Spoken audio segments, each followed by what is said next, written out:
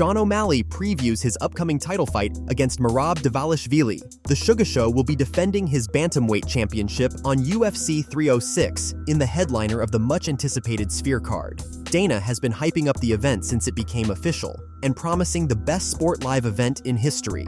While not particularly stacked with big names, the main event alone certainly makes the September 15th pay-per-view worth anticipating in excitement. The classic wrestler versus striker matchup will decide the course of the bantamweight division in many aspects. Recently, the whole situation with MERAB revealing he received a cut during training stirred up some drama, with Dana White openly criticizing his decision to do so. This was also something that O'Malley took a note of. MERAB's behavior and the news surrounding him in the build-up to this title fight has been somewhat strange. First, the situation with the cut, with him revealing it, and later removing stitches on his own. Then, videos were shared of him drinking alcohol and, recently, speculations of him possibly having staph infections started on social media, as fans took notice of a mark on his arm. Anyway, Sean O'Malley shared thoughts on the matchup and talked about his intentions for this fight. Depends how aggressive he wants to get. It depends how chaotic he wants to make it. Like, that's where I find my openings. That's where I'm a sniper. So it all comes down to how MERAB's going to come out. He's going to come out like a spaz, get knocked out early. He's going to come out slow, get knocked out, a little bit later. It just depends on how he comes out. I'm going to find his chin. There's no question in my mind, will I hit MERAB on the chin multiple times? If he can take it multiple times. But I'm going to find his chin 100%. I am 100% going to open up that cut. Whether it's healed or not, I don't know how much it can heal. I've never really had any bad cuts, so I'm not sure really but I'm going to be, that's the left side of his face. This right hand doesn't miss, so. Michael Bisping comments on Alex Pereira's career path, having been somewhat tailored for him by the company, with stylistic matchups that were mostly complementary of his strengths. Criticism toward UFC for pushing Alex Pereira fast toward the title, at the time when Israel Adesanya was the middleweight champion, specifically by giving him strikers with no wrestling base, was prevalent among fans initially.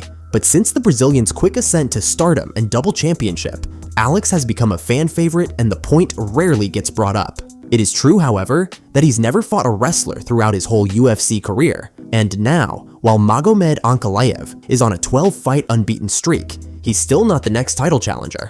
Michael Bisping shares thoughts on UFC's handling of Pereira and them trying to avoid the Ankalaev fight for as long as possible. Magomed Ankalaev, on paper, is a very, very tough stylistic matchup because of the Dagestani wrestling, okay? If you look at Pereira, he's had a kind of a favorable path. I'm not talking shit. I'm just saying, look at the facts. People like Bruno Silva, Sean Strickland, Israel Adesanya, Yuri Prohaska, Jamal Hill, Yuri Prohaska again. By the way, all really, really tough guys. Not easy fights. But what I'm saying is Magomed Ankalaev kind of gives a different look, right? And if he was to fight him, and if he was to beat him, he would shut any of the critics up. I'm not a critic, by the way. I'm just saying there's a lot of people out there. Anthony, on paper Smith, always says, my guy, always says, listen, he hasn't beat a true mixed martial artist. Words to that effect, anyway. Kamaru Usman comments on his beef with Balal Muhammad and their hostile exchanges on social media. The former welterweight champion feels like Balal becoming champion added confidence to his delusional assessment of own skills, and the Nigerian Nightmare doesn't try to hide the fact that he doesn't really rate Balal high. The two welterweights have been actively exchanging words since Muhammad became the champion, and though it might seem that with 3 defeats in a row, Kamaru is far from contesting for the title anytime soon, the possibility of him getting the shot after even only 1 victory over anyone at the top of the division is still there. Who the fuck is that guy? That's how I feel. I didn't know who this guy was a couple years ago or last year. I didn't hear his name. I don't even remember his name. But I get it. When you, that's one thing I said. When you become champion, it's the affirmation of the delusion that you've had in your mind, thinking that you could get there for all these years. And so when you finally get there, you believe that delusion. You're like, oh yeah, I am the best. I can do that. Yeah, I am the best. So, more power to Balal if that's how he feels. But he's dropping. He paid for someone to do a diss song or whatever that was. And looking at a golden belt, I have 6 of them in the room next door.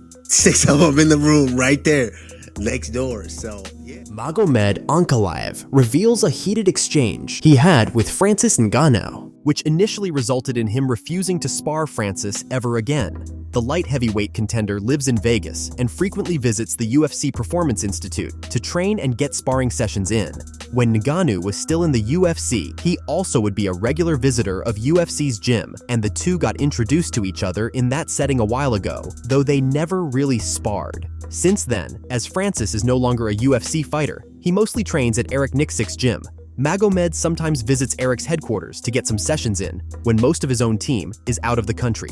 On a recent podcast, Ankalaev revealed a heated moment that took place a short time ago involving Francis Ngannou and a heavy sparring session. According to Magomed, Francis went crazy on him during their sparring session, and as he later found out, Ngannou was trying to avenge for his friend Dulce Lungiambula.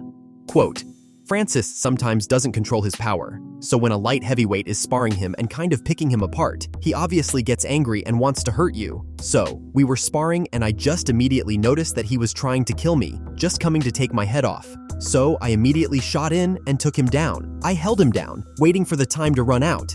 Then, I told him to never come up to me again and asked to spar. We argued a bit, and that was it. I later found out that the reason he was trying to knock me out was that I knocked out his friend, Lungiambula, in 2019.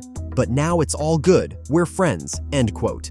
Balal Muhammad responds to Kamaru Usman's criticism and talks about his desire for the first title defense. Muhammad feels like Kamaru doesn't deserve consideration as a title contender and lets it be known that he remembers not being acknowledged and given attention to when Usman was the champion, and Belal was trying to fight his way to a title shot. Because of the lack of interest from fans and much of the community, UFC never attempted to push Belal and put the promotional machine behind him. His personality and fighting style just made things too difficult. After he accumulated enough wins in a row to guarantee himself a chance to contest for the belt, he got it and became champion.